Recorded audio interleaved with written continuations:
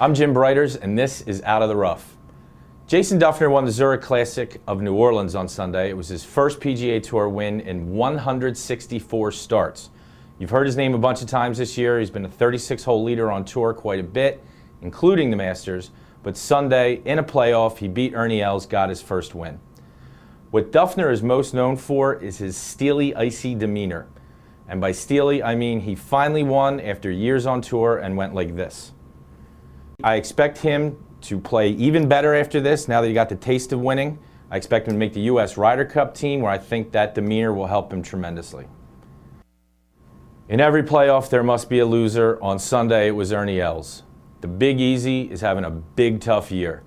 He tried all winter and early part of the spring to get into the top 50 in the world rankings so he could get into the field at the Masters. It didn't happen.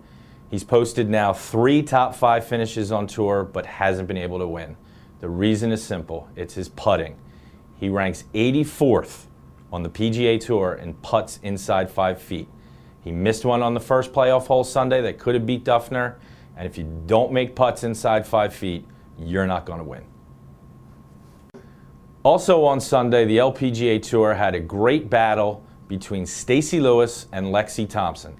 Stacy Lewis, all of 27 years old, 10 years older than Lexi Thompson, who flew up the leaderboard on the back 9.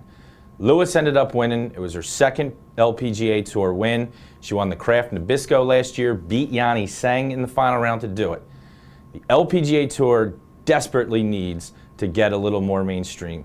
Tseng is a superstar that no one is talking about, and what they need to help them out in the public are young American stars. Thompson at 17 is certainly turning into one. Lewis may not be a star, but she's inching that way. They need the help because Michelle Wie is in free fall post-graduation from Stanford. She's fallen all the way down to 25th in the world rankings, and she is showing no signs of the game that we all thought she might have. Tiger Woods this week elected to skip his pre-tournament media press conference at the Quail Hollow Championship in favor of answering fans' questions via Twitter and Facebook. His agent, Mark Steinberg, told ESPN that it was a way to be more interactive with the fans who've been so good to him. To me, it seems like he doesn't want to talk to the media. You have the Haney book that he's tired of answering questions about, got into an argument with a reporter about that. His game is in tatters. He was a favorite heading into Augusta, and then tied for 40th, played terribly. Woods hasn't been seen since Augusta, and this week was the first chance for the media to ask him questions about why he played poorly, where his game is after practicing for so many weeks, and he's not giving us the chance. And worst of all is he's using the fans as an excuse. He just doesn't want to talk to the media. His agent said he may do this a few more times. Wells Fargo Championship's a big tournament. What's to say he's going to do this again, maybe at the U.S. Open or the PGA?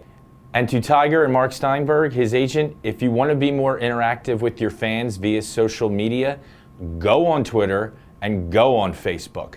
There's no reason you can't do this Q&A with your fans on those sites on Monday and still meet with the media on Tuesday. It's a nice idea, but you're doing it for the wrong reason. I'm Jim Breiters. Stay tuned next week for another segment, Out of the Rough.